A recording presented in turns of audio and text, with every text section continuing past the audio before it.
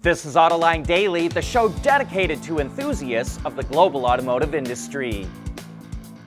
In a significant pivot away from its retail automotive business, Tesla will scrap its Model X and S next quarter. Elon Musk says the factory space in Fremont, California that makes those cars will now be dedicated to making humanoid robots, with the goal of making $1 million a year.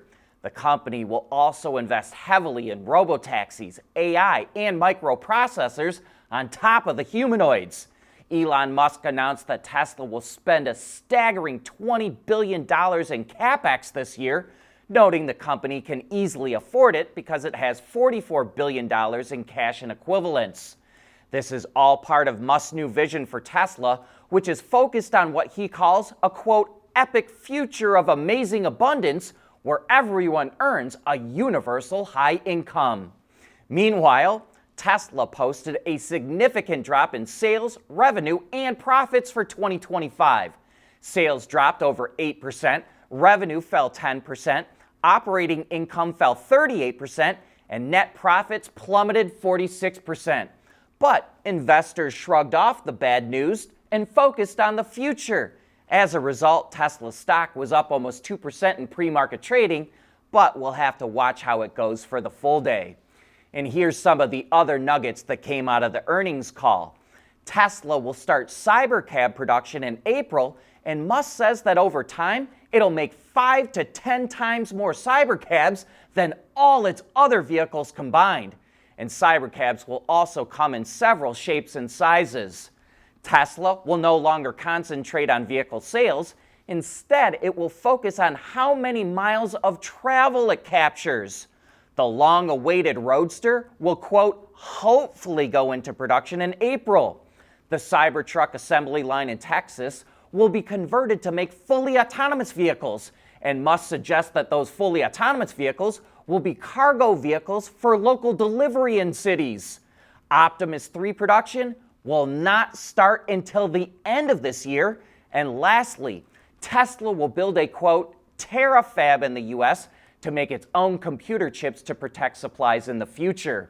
Musk warns that people are, quote, underweighting the geopolitical risk that the world faces in a couple of years. And we would sure like to hear Elon expand on what he means by that. One of the things holding back some people from buying an EV is concern over battery life. But according to a new study from Recurrent, that shouldn't be a worry at all. Using its telematics tools, over the last 5 years, Recurrent has documented more than 1 billion miles of real-world driving, along with charging data from over 50,000 vehicles. And it shows that battery replacements are becoming rarer. Only 2% of EVs built between 2017 and 2021 needed a new battery. And for EVs made after 2022, the number drops to just 0.3% of cars. However, those numbers don't include recalls. But moving on to degradation, an EV from 2012 with more than 150,000 miles on it still retains 81% of its range, while an EV from 2023 still has 91% of its range. That difference is thanks to improvements in battery technology, and as a result, Recurrent says it doesn't expect new EVs to have any battery issues for 15 years. The automotive and industrial sectors are undergoing a historic transformation. Electrification, digitalization, supply chain reinvention, regulatory shifts. The pace is accelerating and the pressure to adapt is real. This is not a time for hesitation. It's a time for bold decisions, backed by fast, effective execution. You need a partner who understands complexity, from factory floors to boardrooms, and delivers measurable results. That partner is Alex Partners, when it really matters.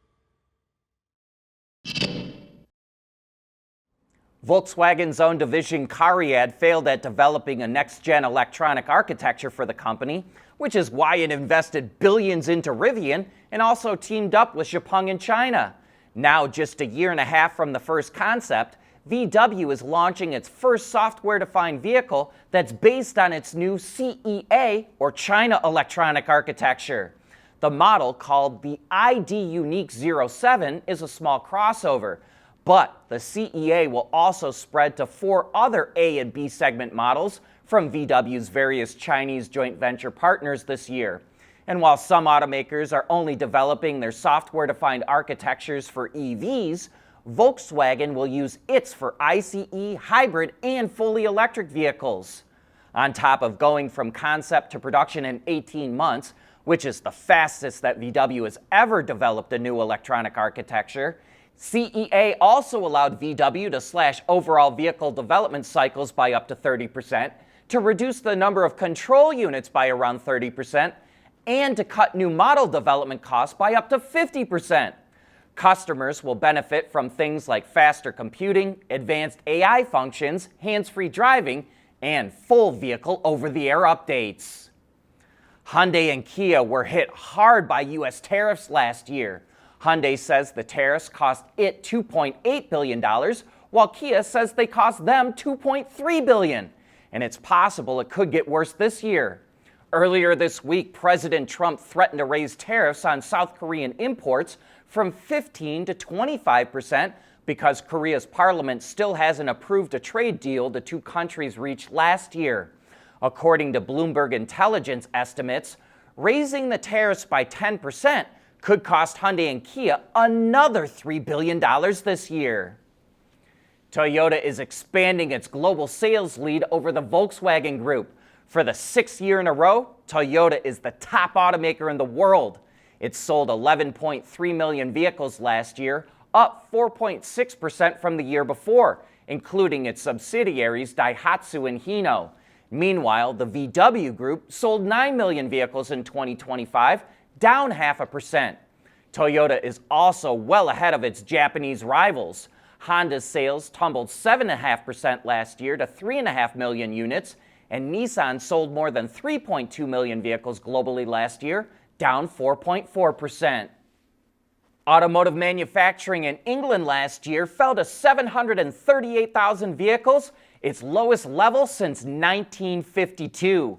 And now comes reports that Chinese automaker Chery is interested in using open capacity at Jaguar Land Rover plants to make cars. JLR has 3 assembly plants in the UK, and with Jaguar aiming to move upscale at much lower sales volume, it will definitely have open manufacturing capacity. For the first time ever, Chinese cars will be featured in a Gran Turismo video game.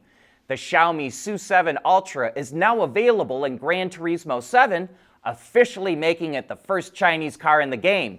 But the Yang Wang U9 Extreme from BYD will also be available at some point as well.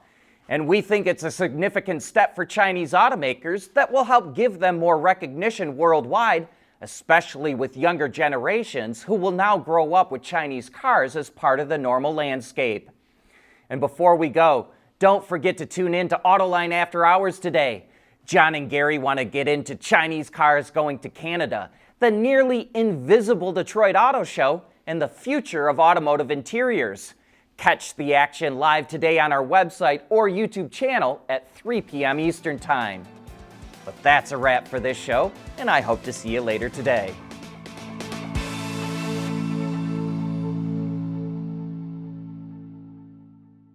Autoline Daily is brought to you by Alex Partners, when it really matters. CSP, the Composites Solution Partner. Intrepid Control Systems, over-the-air engineering, boost your game. And thanks to the following YouTube and Patreon members.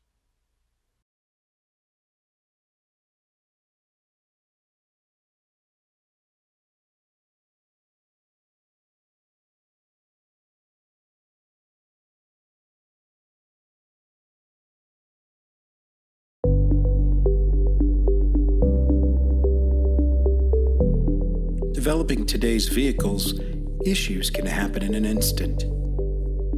What good is knowing your problems without the data to solve them? Meet Wireless Neovi Cloud, your secure off-the-shelf solution, empowering real-time collaboration for quick resolution. With Wireless Neovi Cloud, your team can prevent issues before they can escalate. Driver communication data and remote diagnostics to analyze and resolve your problems using OTA, allowing your executives oversight throughout the process. Wireless Nearby Cloud, your vehicle update solution in production and on the road. Intrepid Control Systems, driven by your data.